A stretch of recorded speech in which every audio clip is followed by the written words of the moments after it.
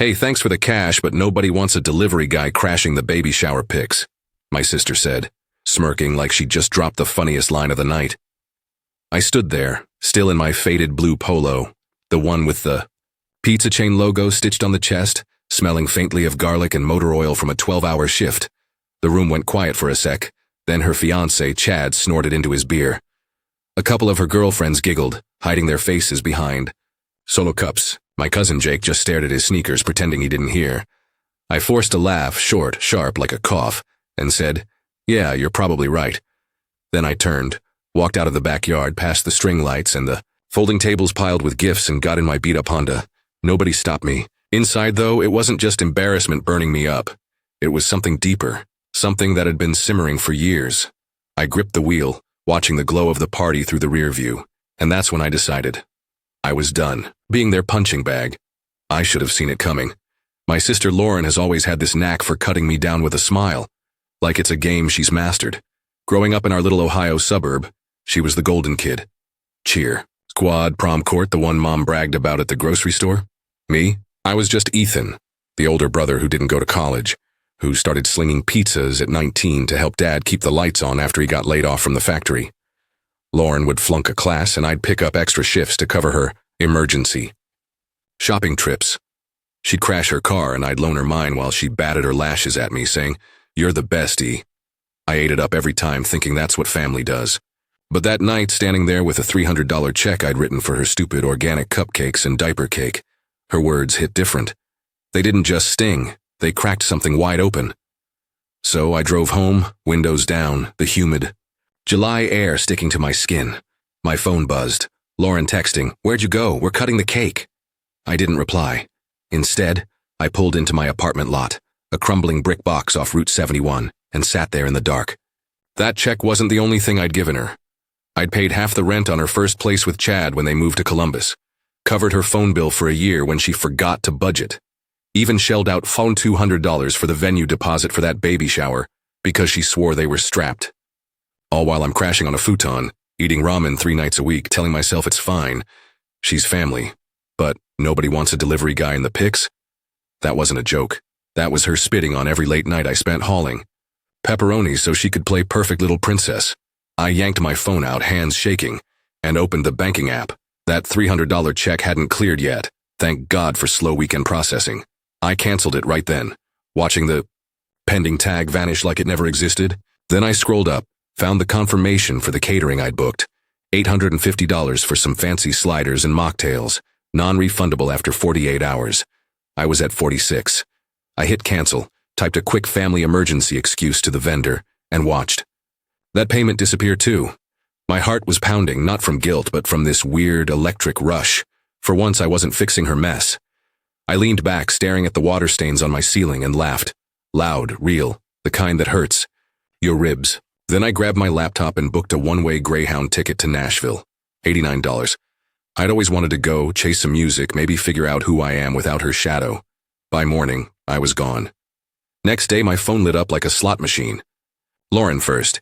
"Ethan, did you cancel the food? People left hungry." Then Chad. "Dude, not cool." Mom chimed in. "Please tell me this is a mistake."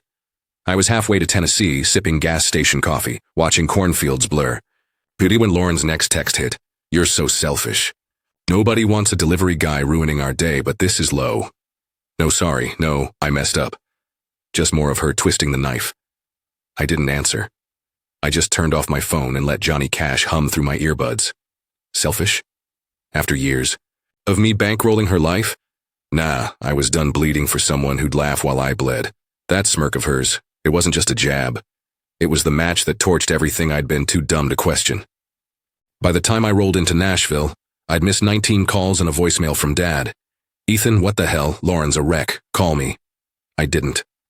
I checked into a 40-a-night motel off Broadway, the kind with flickering neon signs and questionable sheets, and crashed hard. Woke up to the sound of a busker strumming outside, the smell of barbecue drifting in. My stomach growled, but my head was clear for the first time in years. I'd spent a decade being the reliable one with a guy who says yes when everyone else bails. And for what? To be cropped out of their perfect little life. I opened my banking app again, $1,837 left after the ticket and motel. Not much, but mine. Then I saw it. A new pending charge. $300. Lauren had rewritten the check, forged my name, and cashed it anyway. That's when I knew. This wasn't over. She'd just lit the fuse for something way bigger. I stared at that $300 pending charge on my phone. Lauren's forged signature basically screaming at me from the screen. My sister didn't just cross a line. She'd taken a sledgehammer to it. I was in this dingy Nashville motel, the hum of a busted AC unit rattling in the background, and my blood was boiling. Part of me wanted to call her, rip into her for stealing from me after everything I'd done. But then my phone buzzed again. Not Lauren, not Mom, but Jake, my cousin. His text was short. "Yo, Ethan, you need to see this." Attached was a blurry photo, time-stamped from the baby shower after I'd left. Chad, Lauren's smug fiancé, was in the corner of the yard, pressed up against some brunette I didn't recognize, his hand on her waist, her lips on his neck. I blinked, zoomed in. No mistaking it. That son of a bitch was cheating right there at her party. Jake called before I could process it. "Dude," he said, voice low like he was hiding. "I didn't want to send this, but you deserve to know. That's Tara, Chad's ex from high school. She showed up late, drunk, and they disappeared for like 20 minutes. Lauren was too busy posing for pics to notice." I sat on the edge of the bed, springs creaking, my head spinning. Chad, the guy who'd smirked at me like I was dirt under his loafers, was screwing around behind my sister's back.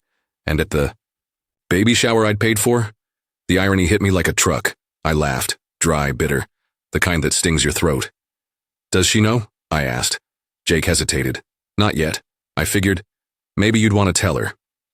Me? The delivery guy? She'd just kicked out of her life? Oh, this was gonna be good. I didn't call Lauren right away. I needed air, needed to think. I walked out onto Broadway, past neon signs and twangy guitar riffs spilling from bars. The smell of fried chicken and whiskey hung thick, and I just kept replaying it. Chad's hands on Tara. Lauren's voice calling me selfish, that forged check. I'd spent years propping her up, and now her perfect little world was a house of cards built on my dime and his lies. I ducked into a dive bar, ordered a $5 beer, and sat in a corner booth, staring at Jake's photo. Part of me felt bad. She was pregnant, clueless, about to get hit with this. But then I remembered her smirk. Nobody wants a delivery guy in the pics, and that pity evaporated. She'd made her bed, time to let her lie in it. By midnight, I'd had 2 beers, and a plan. I texted Jake back. "Send me everything you've got." He did. More pics, a shaky 10-second video of Chad and Tara sneaking behind the shed, her giggling, him whispering something in her ear. I saved it all, then opened my email and started typing. Subject, truth hurts. I attached the files, wrote, "Lauren found this after I left your shower. Guess Chad's not the prince you think. Enjoy the pizza life." I hit send, no hesitation. My phone stayed quiet for an hour, then it exploded. "Lauren, what is this?" "Chad, you're a liar, man. Fake pics." "Mom, Ethan, how could you do this to her?" I didn't reply. I just sipped my beer, watching drunk tourists stumble. By outside, feeling this weird mix of rage and calm, I'd dropped the bomb. Now I'd watch it burn. Next morning, I woke up to a voicemail from Lauren, her voice cracking like she'd been crying all night. "Ethan, please, tell me this isn't real. Chad says it's photoshopped, but I don't know. Call me." I didn't. Then Jake texted. She confronted him. He admitted it, said it was a one-time thing. She's losing it. I should have felt smug, right? Revenge served cold, all that jazz. But instead my chest tightened. I pictured her, 8 months pregnant, screaming at Chad in their overpriced condo, the one I'd helped them afford. For a second I almost called her, old habits, you know. Then I saw that $300 charge clear my account, and I snapped out of it. She'd stolen from me, mocked me, and now she was reaping what they'd sown. I blocked her number, then Chad's, then Mom's. Clean slate. The day stretched on, and I wandered Nashville, letting the chaos fade into the background. Grabbed a hot chicken sandwich from a food truck, sat on a bench by the Cumberland River, and watched the water roll by. My phone buzzed. Unknown number. I answered, cautious. "Ethan, it's Tara." My jaw dropped. Chad's side piece calling. "Me? Look," she said, fast, nervous. "I didn't know he was engaged when we started hooking up. He told me Lauren was his ex. I saw your email, Jake forwarded it, and I've got more. Texts, pics, proof it wasn't just once." I leaned forward, gripping the phone. "Why tell me?" She paused. "Because he's a dirtbag and I'm done protecting him. You want to bury him? I'll help." I smirked, the river glinting in the sun.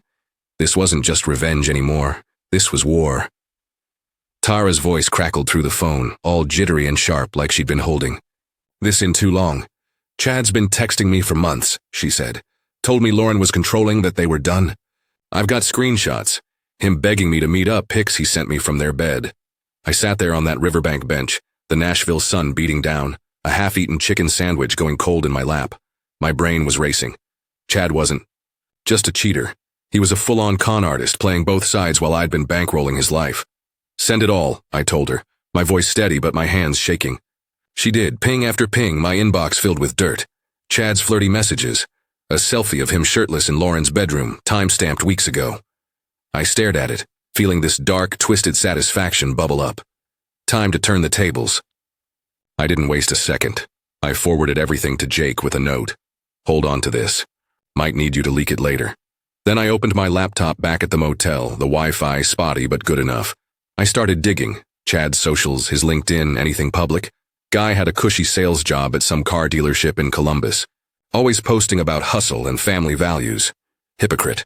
I found his boss's email on the company site and drafted a message. Subject, your employee's side hustle. Attached Tara's screenshots, kept it short. Thought you should know what Chad's up to on company time. I hit send, no return address, just a burner Gmail I'd made on the spot. Was it petty? Sure. Did it feel good? Like a cold beer. On a hot day. I wasn't just mad anymore, I was in control. By evening, my phone was buzzing again. Jake. Dude, Lauren's a mess, he said. She kicked Chad out, but she's blaming you for ruining her life. Says you're spiteful. I snorted, pacing the motel room, the carpet sticky under my sneakers. She forged my check, Jake. She doesn't get to play victim. He sighed. I know, man, but she's telling everyone you faked the pics to. Get back at her. That stopped me cold. Lauren, pregnant and desperate, spinning lies to save face. Classic. Then Jake dropped the real bomb. Chad's telling people you're unhinged, that you've got some vendetta. He's crashing at Tara's now. Guess they're a thing. I laughed. Loud enough the guy next door banged the wall. Tara was playing. Me too. This was getting better by the minute. I called Tara back, no preamble. You're with Chad now? She stammered, caught off guard. It's not like that. He showed up, said he had nowhere else. I didn't. I cut her. Off-wife, save it. You wanted to bury him or you just wanted me to do your dirty work? Silence, then a shaky, I'm sorry, Ethan, I didn't mean for this. I hung up, not caring. She'd given me ammo, and I wasn't done firing. I pulled up the screenshots again, picked the juiciest ones, Chad calling Lauren crazy, bragging about Tara, and emailed them to Lauren from another burner. Subject, from your man, no note, just the files. Let her see who she'd been defending. My phone lit up 5 minutes later. Her, screaming in a voicemail. You're a monster. Ethan, this is my family. I deleted it, grinning. Monster? Nah, just the delivery guy with a receipt. Next day I grabbed coffee at a diner, the kind with chipped mugs and waitresses who call you Han. My head was buzzing, not from caffeine but from this rush of finally fighting back. Then Jake texted, Chad got fired, dealership. Saw the emails, canned him for conduct. Lauren's telling Mom you set him up. I smirked, sipping my coffee, the bitterness matching my mood. Good. Let her squirm. But then he added, she's coming for you, man. Talking about lawyers, saying you owe her for the shower. Lawyers? With what money? I'd canceled $1,050 in payments. She'd stolen $300 back. If anyone owed anything, it was her. I leaned back, staring out the greasy window at the Nashville skyline. She wanted a fight? I'd give her one she'd never forget. That night I sat on the motel bed, laptop open, plotting my next move. Then a knock, sharp, insistent. I opened the door, half expecting a drunk tourist. Nope. It was Mom standing there in her Walmart jacket, eyes red, purse clutched like a shield. Ethan, she said, voice trembling, you've gone too far. I stepped back, stunned. She'd driven 6 hours from Ohio to ambush me. Lauren's falling apart, she went on, stepping inside uninvited. Chad's gone, the baby's coming, and you're out here playing games? I crossed my arms, jaw tight. Games? She stole from me, Mom, mocked me. Chad cheated and I'm the bad guy? She shook her head, tears spilling. She's your sister. Family sticks together. I stared at her, that old guilt creeping in. Then I saw Lauren's smirk in my head and it vanished. Not anymore, I said, voice cold. Get out. She froze, then left. Door clicked shut, and I knew. This was war now, and I was all in. Mom's taillights faded into the Nashville night and I stood there, door still open. the motel's stale air mixing with the diesel stink from the highway. Her words, "family sticks together," kept rattling in my skull, but they didn't land like they used to. I wasn't the kid who'd mop up their messes anymore. I shut the door, grabbed my laptop, and checked my bank account, half expecting another forged charge. Balance, $837. That $300 Lauren stole was a gut punch, but I could still eat. Then my phone pinged, an email from my landlord back in Ohio. Subject, eviction notice. My stomach dropped. Failure to pay rent, 30 days to vacate. I hadn't missed a payment, $650 auto-drafted every month. I called the bank. "Sir," the rep said, bored, "your payment was reversed, authorized by a Lauren Miller." She'd hacked my account. My sister was torching my life. I sat on the bed, hands in my hair, the room spinning. Lauren didn't just take $300. She'd undone my rent, probably pocketing it to fund her pity party. I logged into my bank app, and there it was, a $650 transfer to her name, dated 2 days ago, right after I'd canceled the catering. She'd used my login, probably from years back when I'd stupidly shared it to help with her bills. I called the bank again, furious. "File a fraud claim," they said, "takes 7 to 10 days. Great. I was in a motel 400 miles from home with no apartment to go back to. I pictured her smug face counting my money while crying to Mom about how I'd ruined her. That's when it hit me. This wasn't just revenge for the shower. She wanted me broken, erased like I'd never existed. I wasn't done yet. I called Jake, voice tight. "She stole my rent, man. Kicked me out of my place." He whistled low. "Jesus, Ethan, she's unhinged. Chad's gone and she's blaming you for everything." I paced, the motel carpet crunching under my sneakers. "What's she saying now?" Jake hesitated. "She's telling people you abandoned her, that you owe her for the baby. Posted it on Facebook. Public tagged you." I laughed, sharp and hollow. Of course she did. I pulled it up, her post, 200 likes. "My brother left me high and dry, pregnant and alone. Family's supposed to help, right?" Comments piled on. What a jerk. Poor Lauren. I wanted to smash something. Instead, I screenshotted it, saved it. Evidence. She was building a narrative, but I'd build a guillotine. Then Jake dropped another bomb. "Found something else. Chad's been crashing at Tara's, but he's also been texting Lauren, begging her back. She's buying it." I froze. After all that, the cheating, the lies, she was taking him back. I opened Tara's screenshots again, cross-checked dates. Chad had been juggling them both for months, playing the wounded hero to Lauren while sexting Tara. And me? I was the scapegoat, the selfish one who dared to say no. I emailed the bank fraud team, attached Lauren's post, the transfer proof, everything. "She's a thief," I wrote. "Press charges."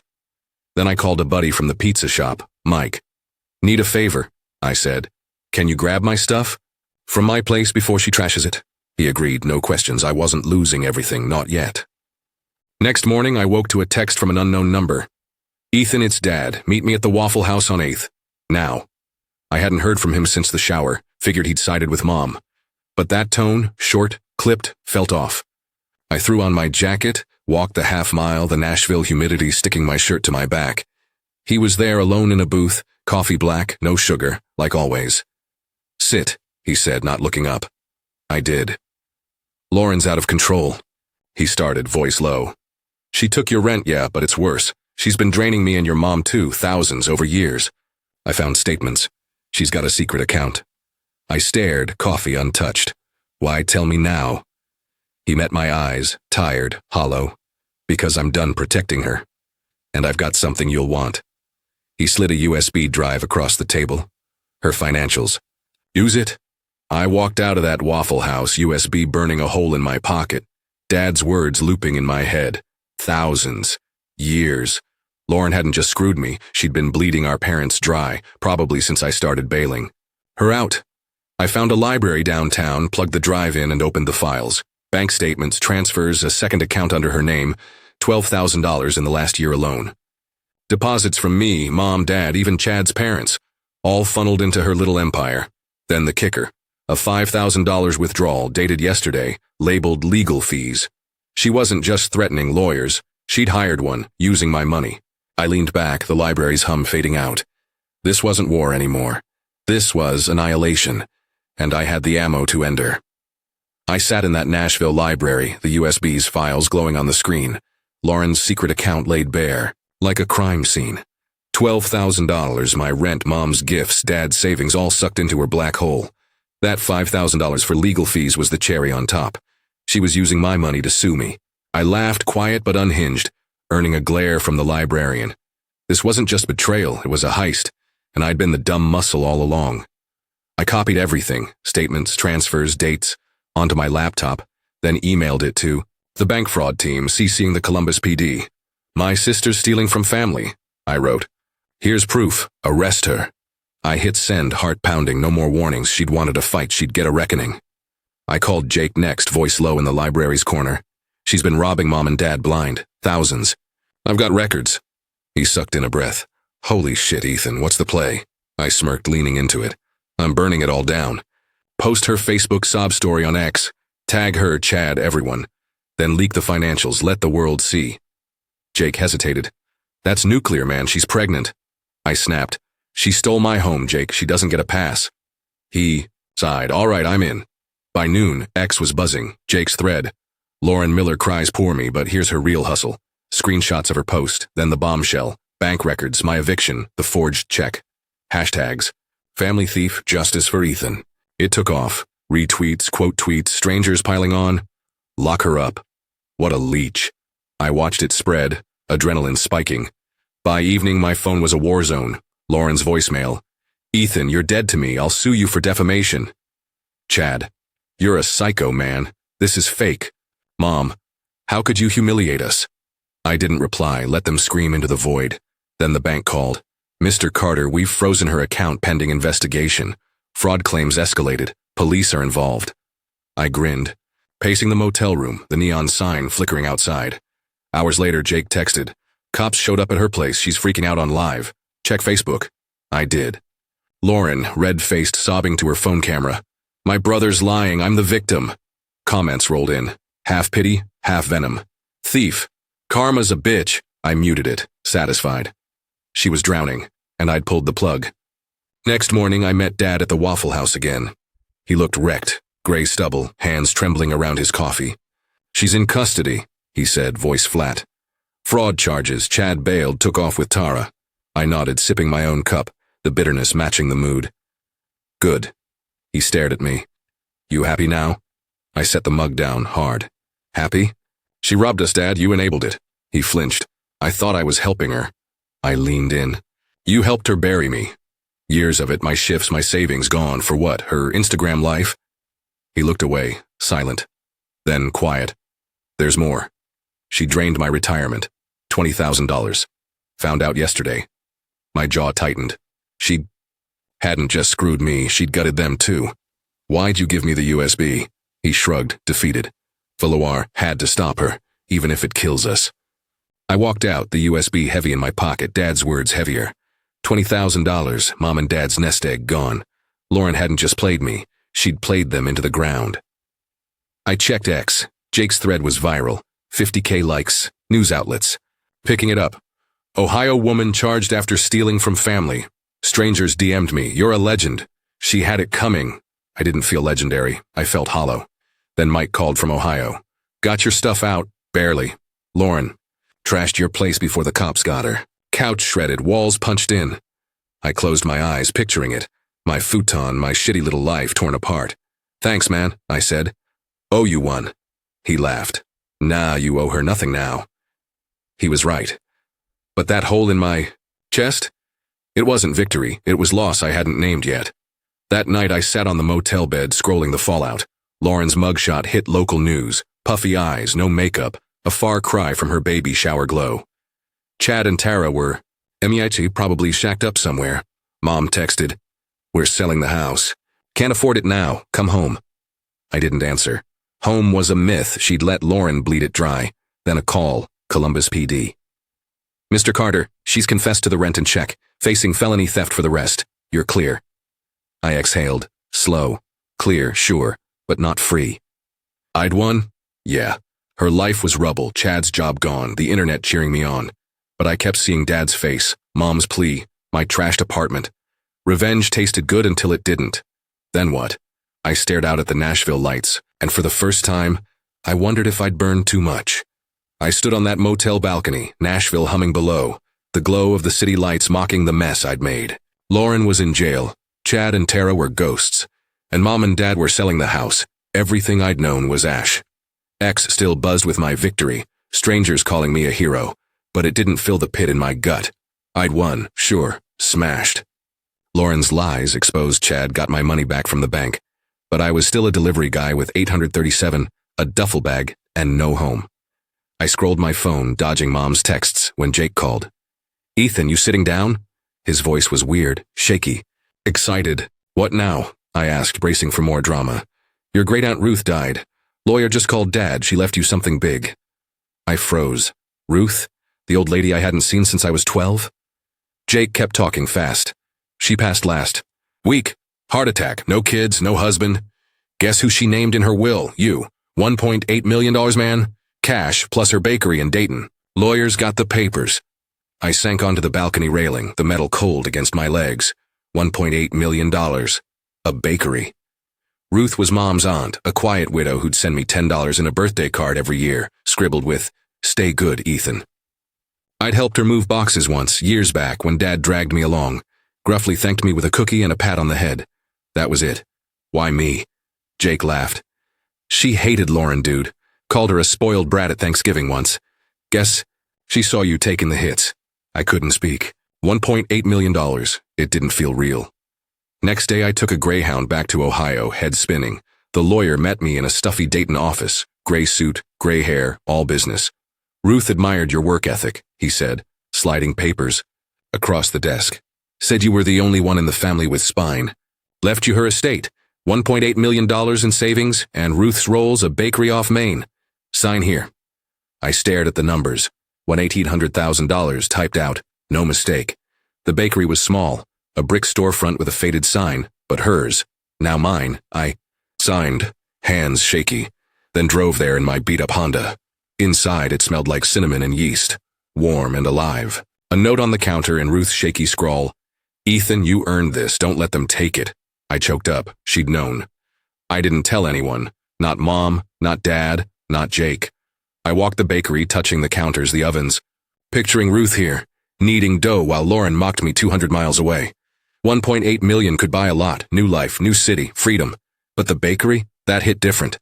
I'd never owned anything, never had a stake. I called Mike from the pizza shop. "Know any bakers?" He laughed. "Me, asshole, I bake bread on weekends, you serious?" I was. We opened Ruth's rolls a week later, me in a flour-dusted apron, Mike running the ovens. First day we sold out. Locals loved it, said it felt like home. I didn't flaunt the money, just banked it, let it sit. This wasn't about flash. It was about building something Lauren couldn't touch. Word got out eventually, small towns talk. Mom called, voice soft. "Ethan, is it true? Ruth left you everything?" I kept it short. "Yeah, she did." Silence then. "We're proud of you." I snorted. "Now you are." She stammered. "We messed up, okay? Lauren's out on bail, begging us for help." I cut her off. "Not my problem. Sell the house, figure it out." Dad tried next, gruff. "You gonna share that cash?" I laughed, cold. "You let her drain you. I'm done bailing people out." They stopped calling after that. Lauren sent one text. "You don't deserve this," I replied, "neither did you," and blocked her. The bakery hummed. My hands in dough, my life mine. Ruth hadn't just given me money, she'd given me a middle finger to wave at them all. 2 months later, I stood behind the counter, ringing up a tray of cinnamon rolls when the mail. "Be a letter, lawyer's seal." Ruth's estate had one last surprise, a personal note sealed till now. I opened it, alone in the back. "Ethan," it read, "I watched you carry them for years. They laughed, but I saw. This is your reward, $1.8 million to start over, the bakery to stand tall. Don't bend again. Love, Ruth." Below, a P.S. P.S. I knew about Lauren's account. Told her once I'd cut her off, she didn't believe me. I grinned, folding it into my wallet. Outside, a line formed, kids, retirees, regulars. My phone buzzed. X notifications, old threads still alive. Delivery guy turned baker, legend. I didn't need their cheers. Ruth's gift wasn't just cash or a shop, it was proof I'd survived. I raised a coffee to the empty air. "Thanks, Ruth," and got back to work. That's the end of today's story. Did things turn out the way you thought, or were there some surprises along the way? Share your thoughts in the comments. I'd love to hear what you think. If you enjoyed this journey, don't forget to hit the like button. And if you haven't joined the community yet, now's the perfect time. Subscribe and turn on notifications so you're always the first to catch new stories. Thanks for watching, and I'll see you in the next adventure.